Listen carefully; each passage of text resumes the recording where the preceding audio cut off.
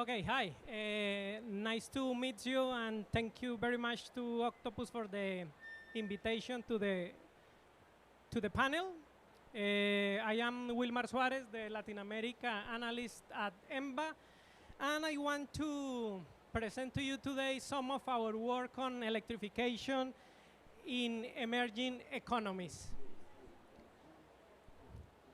So for those of you who are not familiar with the concept of the electrification revolution or the electrotech revolution, it is based on three specific streams: the supply and the demand side, and the connection between both of them. So the supply side, as all of you know, most based on solar and wind generation. The demand side, the ways we use for use electricity as electric vehicles, heat pumps, etc. And the connections are those tools that are used for connecting both of them, and most of the time used and controlled by the supply side. In this case, could be battery storage, software, and also transmission lines. This is the view that all of us know about the deployment of solar and wind. Mature markets leading the deployment of solar and wind generation, China moving really fast on that, and emerging markets doing a very, very good job. But what's happening with the emerging markets? And this is a picture of the imports of solar PV panels around the world. And I'm trying to compare here mature markets with emerging markets. While mature markets, all or most of the imports in a time of 1 year are installed and unconverted in installed capacity, in emerging markets, that don't happen in the same way. And look at Pakistan, Nigeria, and Colombia, for example. What's happening? Pakistan is living a great deployment of solar imports in their country during the last 1 year. But if you check the statistics and the numbers on the installed capacity of solar PV, it's like the blue line. What's happening? Not all the imports are reported in the central statistics agencies. And what happened, for example, in Colombia, is happening something similar. A lot of imports of solar PV panels, but the installed capacity is not being reported in the same way. This is because of two reasons. The first one, most of the solar equipment is used for self-generation or isolated areas. So the reported capacity here is only for, the blue line, sorry, is only for central or big projects. So this is why that difference is happening. So the numbers we know now may be a little bit confusing, and the installed capacity of solar generation systems in emerging economies must be different and must be larger. What's happening in terms of the momentum that is leaving the emerging markets in terms of solar and wind generation and electrification? If you see to my right, the time that it took to Latin America and China to reach more than 12% of solar and wind generation and participation in the electricity generation was less than the time that took to the OECD countries, for example. And this is why? This is because of the price of the technologies.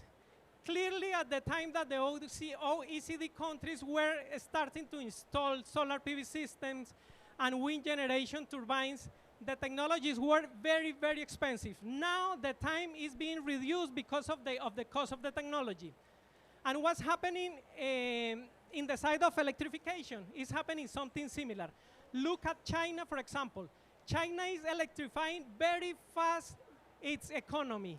Is getting close to 30% of the energy demand electrified. What's happening in the OECD countries is flat. Now the electrification is not growing. Southeast Asia is moving fast, the same pace as India. And let's compare the emerging markets with the US, for example. And this is very, very interesting. The share of emerging market ahead of the US in the solar uptake is huge. We are talking about a 63%, and the chart is not clear, but the country on the top in this case is Chile, a country in Latin America which is doing a very, very good job. 12 or 15 years ago, Chile was about 1 or 2% of the participation of the solar PV generation in the country. Now we are talking about more than 20%. What's happening in Chile? Very stable policies with investment from private investors. It's doing very well, but it's not only Chile. We are talking about Vietnam, about Brazil. Brazil in the last 5 years multiplied by 6 the installed capacity and the generation of solar PV, which is amazing. And about electrification, we are talking that 25% of emerging markets are ahead of the United States on electrification, leading some countries of Asia because of how easy it is to get technology, especially from China. But it's not only Asia and Latin America. Let's talk a little bit about Africa and what's happening. In the last 12 months, the imports of solar PV panels in Africa has been very, very interesting. More than 60% is the growth of the last 12 months of importing solar PV panels, reaching almost 50 gigawatts of capacity. And this is, I'm not only talking about South Africa or Egypt, I'm talking about almost the whole continent. And in the last 12 months, 25 countries imported more than 100 megawatts of solar PV panels, which is amazing. We are expecting to have all that, or we expect all that capacity get installed, and if that happens, it could supply like a 5% of the electricity demand of those countries. Algeria doing really well, same as Nigeria. We are talking about more than 1 gigawatt of solar panels in imports. We are expecting this not only for utility scale projects, but also for projects in isolated areas to bring access to electricity to isolated communities. And who is the country that is playing a very important role in the deployment of electrification and clean generation? Clearly is China. Most of the emerging markets are purchasing from China solar PV panels since the beginning of the 2010.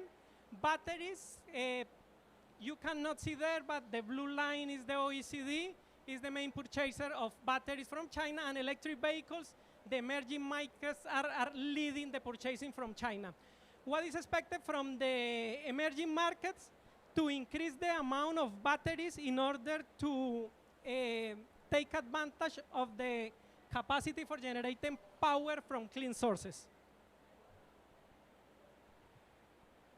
But this is not only about energy and electricity, it's about development and about jobs.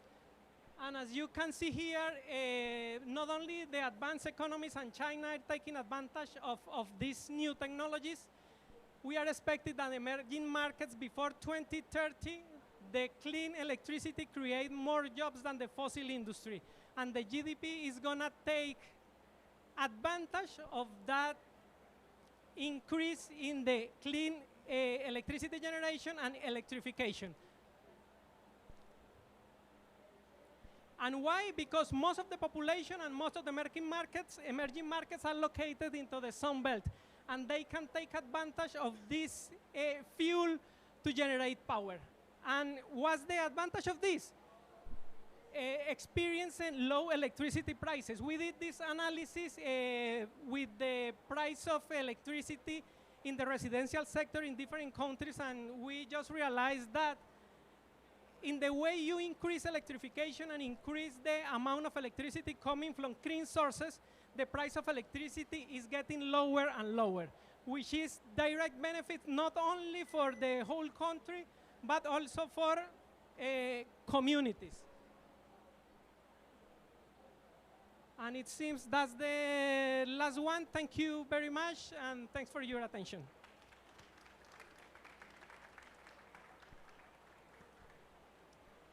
Thank you, Wilmar. That was so incredibly interesting. And I think learning that emerging economies are already leapfrogging, and particularly that statistic around emerging economies having 2/3 more solar penetration than the US, I think is particularly inspiring and takes us onto our panel this morning.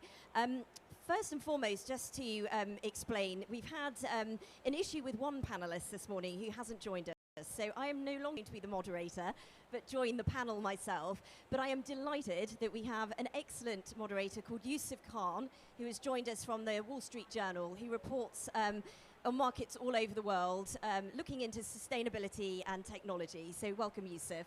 And I'd also like to welcome my fellow panelists to the table as well.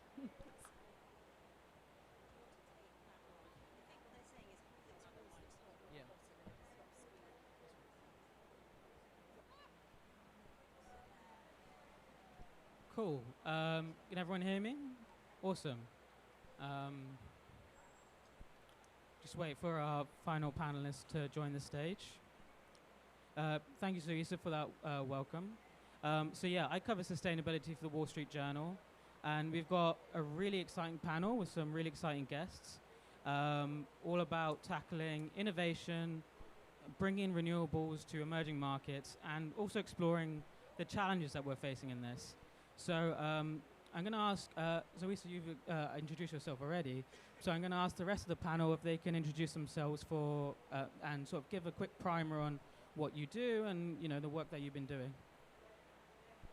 Sure, thank you very much. My name is Jeff Odom. I'm Chief Sustainability Officer at Ukraine's largest private energy company called DTEC. So we have 55,000 people.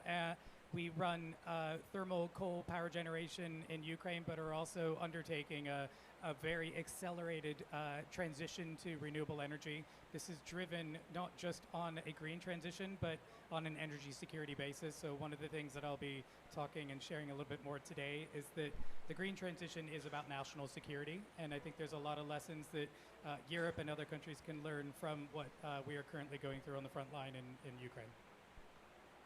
Thanks, Jeff. Patrick?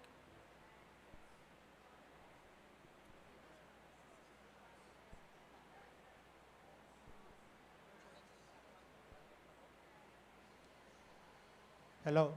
Yes. Thank you very much. My name is Patrick Kormawa. I come from Sierra Leone, and we are very pleased to be partnering with Octopus to have the first wind-powered energy generation plant in Sierra Leone. I work in the Office of the President. I'm a director responsible for food security and climate-smart agriculture. But I also manage the portfolio on climate in the Office of the President.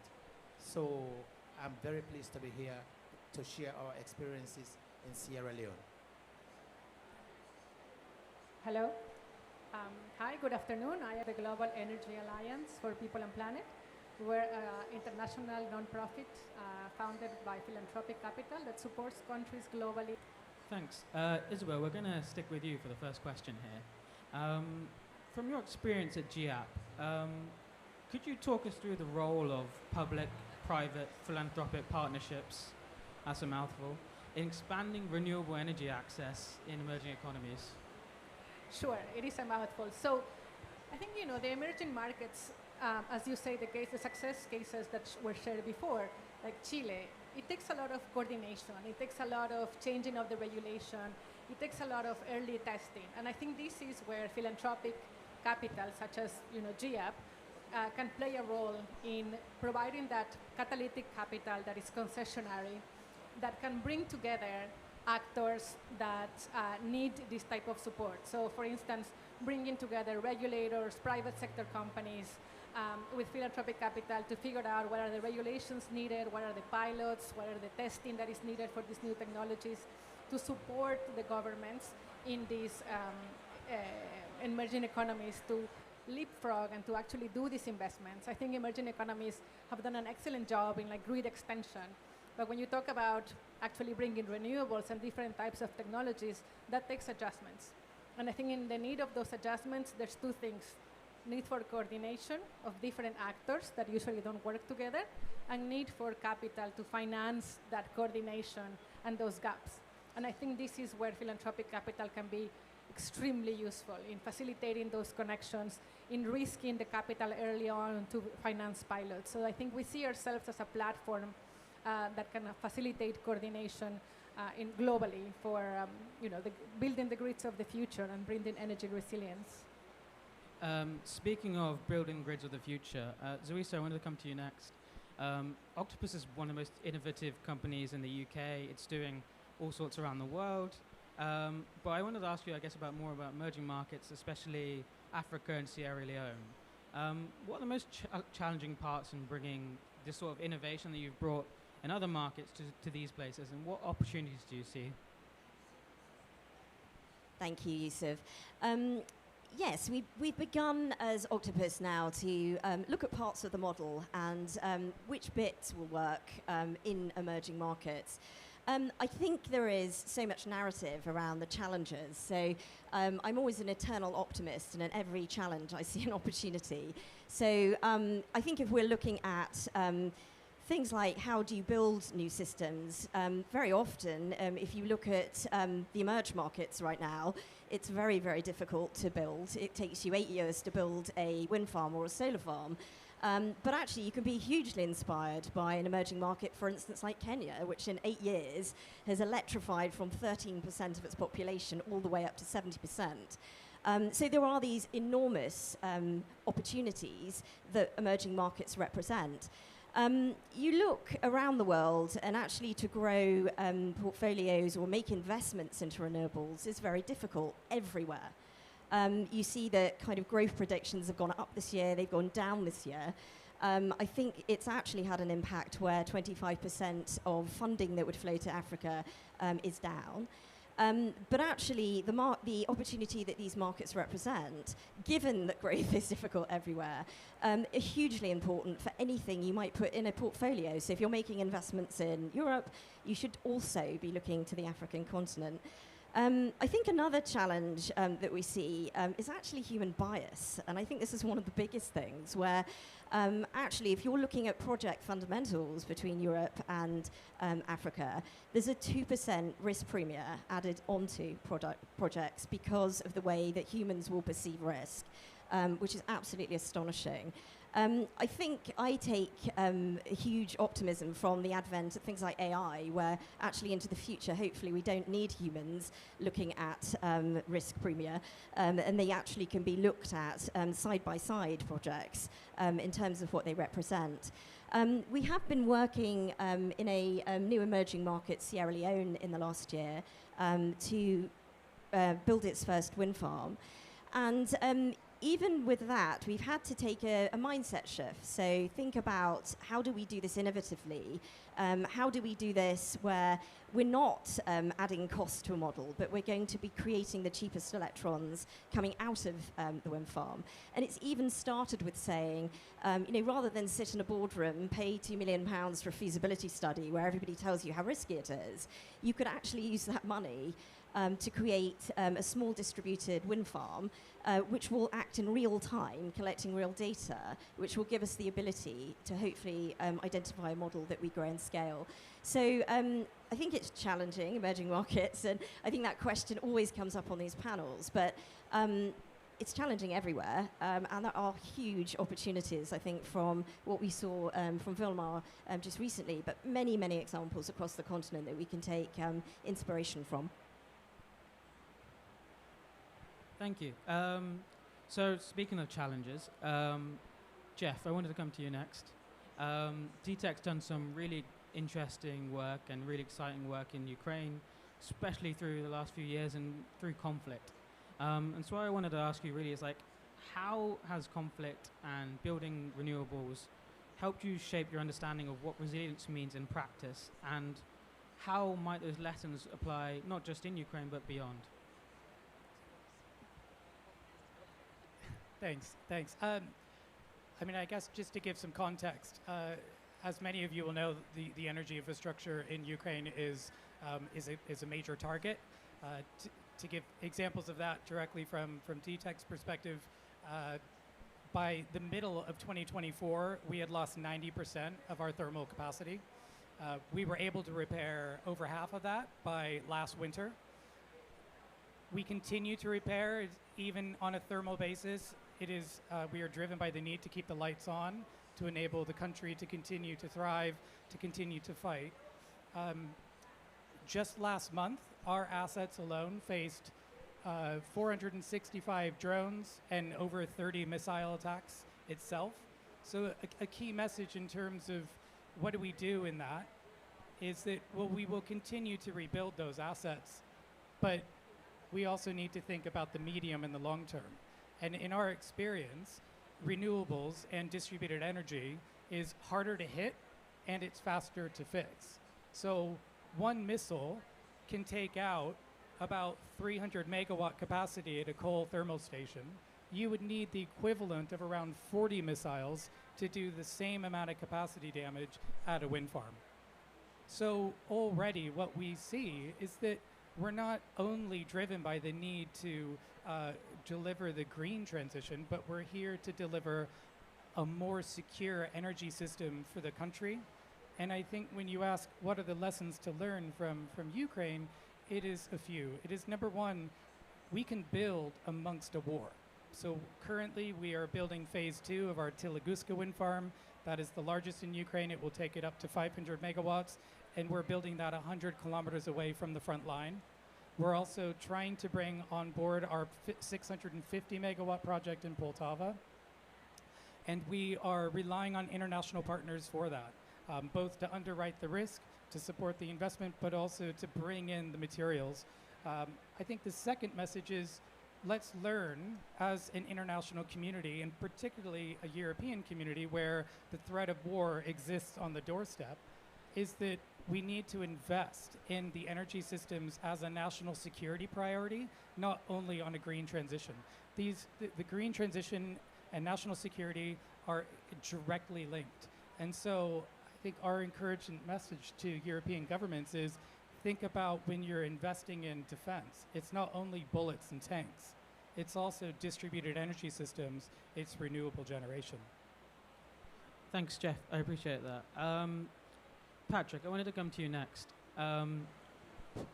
One of the slides we saw from Wilmar is how fast renewable energy is growing in the African continent.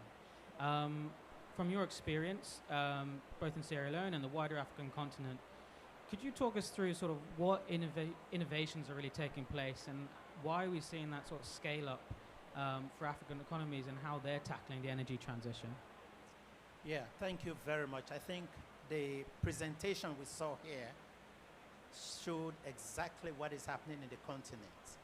The continent is where you have more than 600 million people without access to electricity. And when we talk about clean cooking, you have less than 5% of clean cooking technologies in the continent. And bringing that back home to Sierra Leone, where I come from, we have about 36%.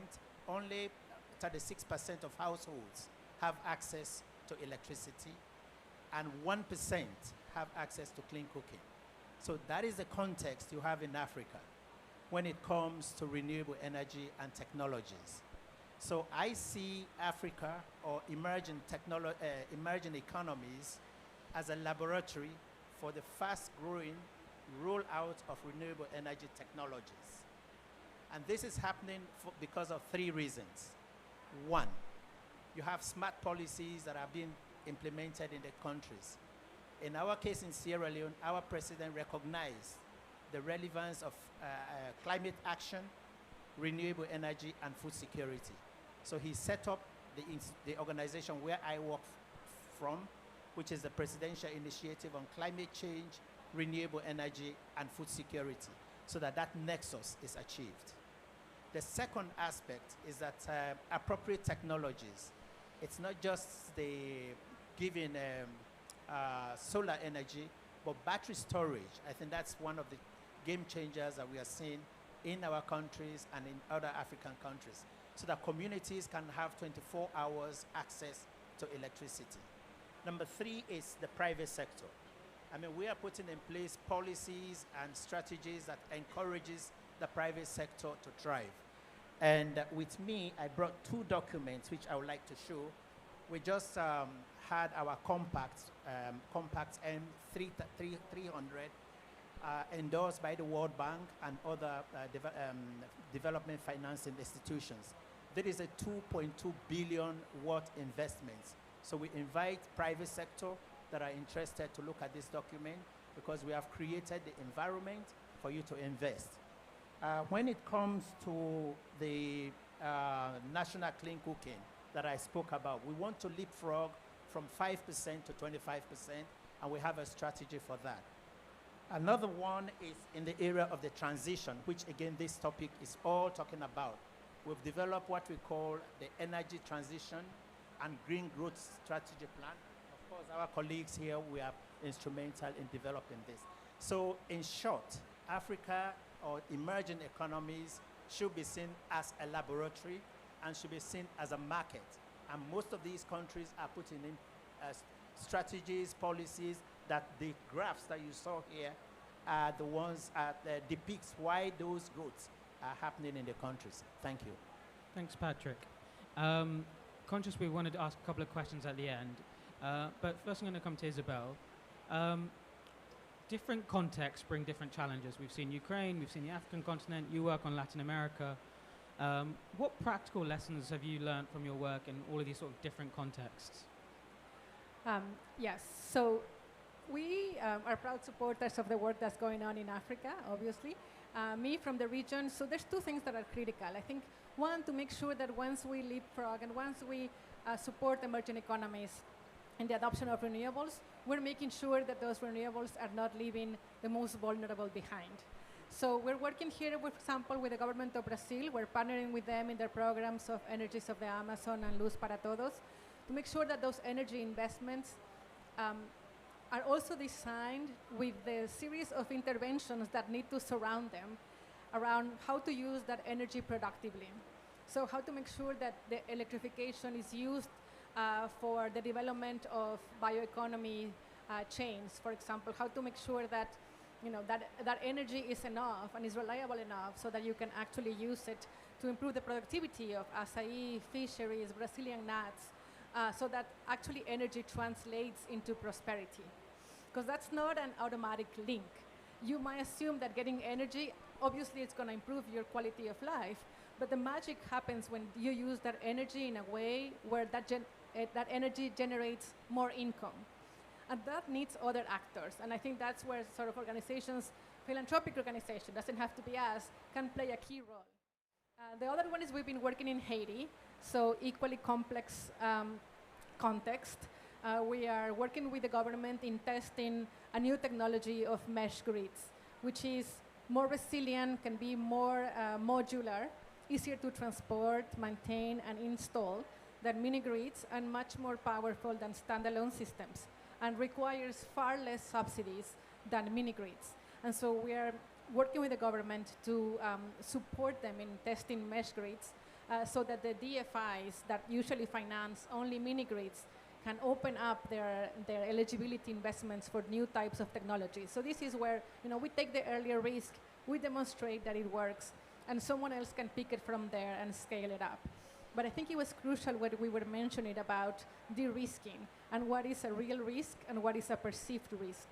And I do think that also the partnerships that you were asking me before, the public-private philanthropic partnerships, can bring this capital that can serve as guarantees and de-risking early investments that are needed to ease sort of the concerns of the private sector.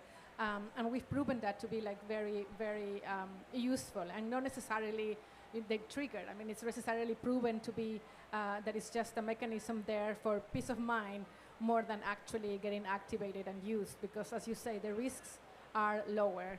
And I think the moment to really, every challenge is an opportunity, and every opportunity should be taken advantage of. So I think accompany emerging economies in making sure that at this moment they go full in on renewables is key. So I want to, I guess, come to the private sector then. And Zoisa, what sort of lessons does Octopus Energy's work in developed markets, what do you think are not applicable to the rest of the world in terms of emerging markets? Great question. I would say the things that aren't applicable is that in developed markets, we've just not planned systems well enough, and there's been an over-indexation of one end. So I think around 2/3 of investment into renewables goes into the generation part and not enough into the grid or the use. And I think what's then ended up is that green energy doesn't equal cheap energy. It ends up equaling expensive energy because we end up having to build longer grid lines to get to people. I think the opportunity that we have in emerging economies is to build generation much closer, or even put it on roofs, is to be able to store it in homes, is to make electrons super cheap in that way. And I think as well, it's around constantly focusing on why we're building renewables, which isn't just for subsidy farming in one place in the country. It's actually because businesses and people need to use them. Because actually powering industry, I completely agree with the comment that went before, is super important, because at the point at which you power an industry, you create jobs, you create skills, and then you create a real economy because you've got people that actually can pay for the electrons at the end of it. So I think better planning, not over-indexing on building because people are just going for subsidies, and making sure that we constantly focus on the customer are things that I would definitely learn and apply in a new market as we look to build it. Thank you. Jeff, one of the things that emerging markets struggle with is not technology often the time, but it's the cost of finance. We talked about de-risking, that's one of the big things here. From your experience, what kind of financing or partnership models can unlock investment, especially in high-risk conditions?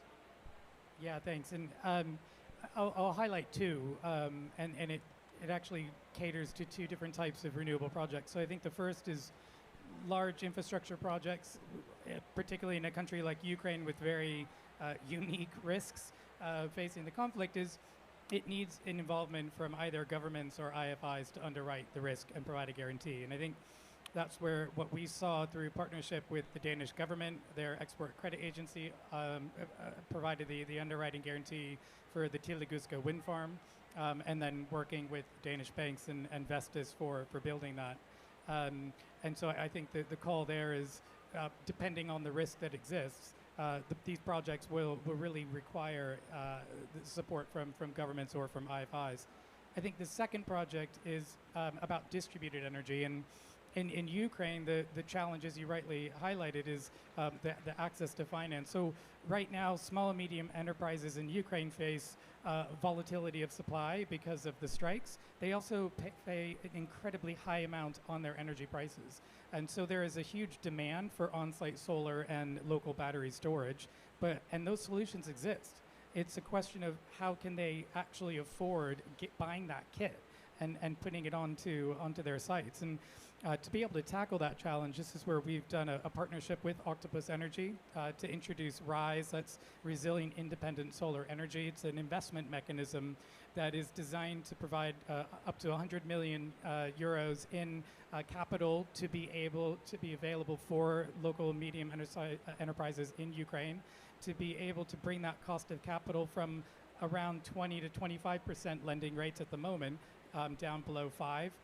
And then Octopus is also providing Kraken, their world-leading technology, to be able to optimize the use of that energy, which will ultimately provide savings on the price of energy for those businesses by an improvement of 25%. So it's looking at how we develop the right partnerships to be able to address the access to finance challenge. And I think from a DTEC and Ukrainian perspective, very grateful for the support that our international partners like Octopus have given us. Thanks. And Patrick, in terms of the lessons learned in Sierra Leone, could you walk us through sort of what are the real challenges at the moment, and also what are making things actually unlock, again, with this terms of de-risking theme that we've been talking about today? Thank you. Yes, you know, I told you earlier that our access is very low. So we focused at the start, we focused largely on generation. And with, when you work with development partners, it's about 10 years ago, they installed about 100 mini grids. But one major problem we saw is the ability to pay. Because this was donor money, and the rural areas where the solar services were being provided, they did not take into consideration job creation, or the power was not enough to run rural industries. So the ability to pay is one area that we have to take cognizance of. So it means when you invest in, even in rural areas, in renewables, job creation, industrialization, small-scale industries, I think should be one of the things you have to think about. So don't just provide electricity because you want to provide electricity for local communities. You'll be providing electricity just to shine it on poverty, and that will not help. The second problem we've seen is that even as we expanded the generation, the possibility to transfer the generated energy into the commercial lines became a problem. Okay, so the transmission lines, the synchronizing the development of the transmission lines to high demand areas, we are not done in well planning with the installed capacity. The third problem we've identified is the capacity. Because if you have good planners in the ministries of energy, that synchronization would have happened. So capacity, both at the government level and at the technical level, I think are things which you have to take cognizance of as you promote renewables. Thank you. We've got time for questions if anybody in the audience has any. Yeah.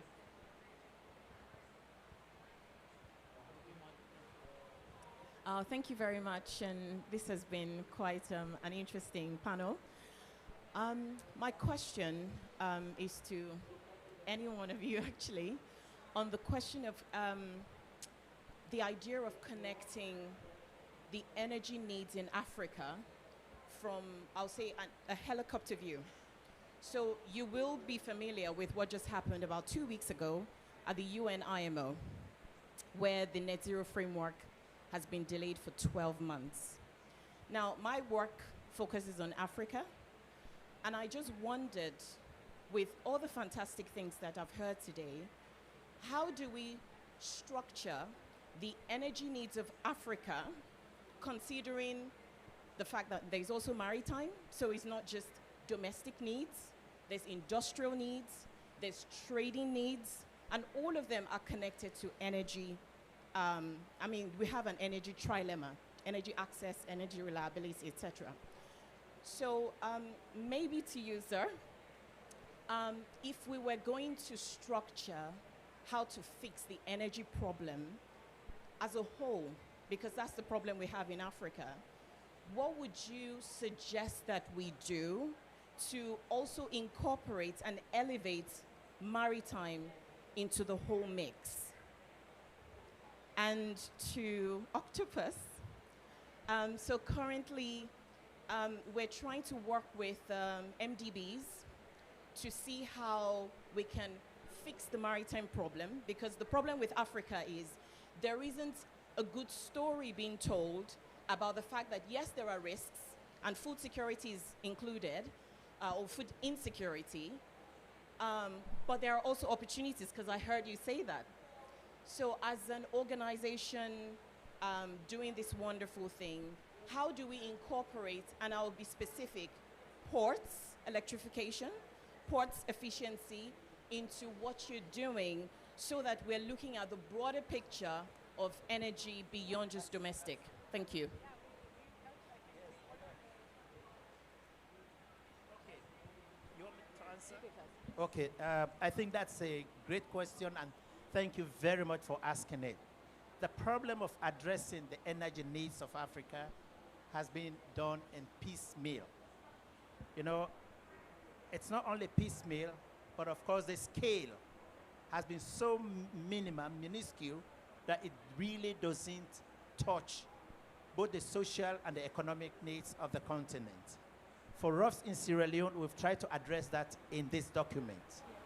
We're not just expanding generation of electricity, but we are also putting in place incentives for private sector to really invest big time in the energy infrastructure. And since we are in two very important economic blocks, that's the ECOWAS, in the African Continental Free Trade Agreement, issues of the maritime are well addressed.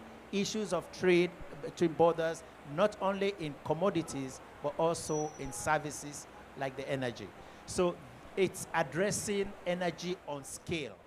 And countries must put in place the necessary policies and incentives so that private sector and development partners can work together in partnership to address it. If we continue addressing it in piecemeal, the problem of schools on one side, the hospitals on one side, I mean, it wouldn't add up. So thank you. Thank you. And actually, I think building on that to respond to your question, standing back, I think when you're looking at sizing an opportunity or attracting the private sector, setting targets are actually super important. And one of the reasons we were interested in Sierra Leone is because it had an NDC actually of 85% renewables by 2030. But I think specifically with a ports opportunity and the maritime opportunity, it's standing back, assessing that and actually saying, you know, how much renewable energy do we want to attract to power this opportunity by what date, first and foremost. But then it's also offering things like never has to be price stabilizers, so don't necessarily think that way, but it's saying ease of consenting, it's easy to build here. So is there a way that you can zone land where you want to put renewables, where you can welcome people to come in, explore that land for either wind or solar or even offshore or nearshore wind? And then I think beyond that, it's saying we have a long-term off-taker that can really help with a business model here for 25 years, even more, 100 years, you know, a very, very long-time industry. And what you will find is renewable developers, as much as CFDs and ROCs and everything else that you look at that's happened in Europe, actually you can do a lot now on subsidy-free, looking to long-term corporate off-takers. And what you have there is one that probably would be extremely interesting and bankable. So I think it's packaging that opportunity all together, targets the ability to build swiftly and a long-term offtake, standing back and saying, okay, let's go and tell the world about that. Cool. Thank you. Unfortunately, we're out of time. But I'm sure the panelists would be happy to take questions afterwards if they are free. It is COP. So I'm going to wrap things up here. Or unless you want to? Yeah? Cool. I'm going to wrap things up here. Thank you, the panelists, for being part of this panel. I think it was a really great discussion. Thank you to Octopus Energy for sponsoring this panel, and the UK Pavilion for hosting. Thanks.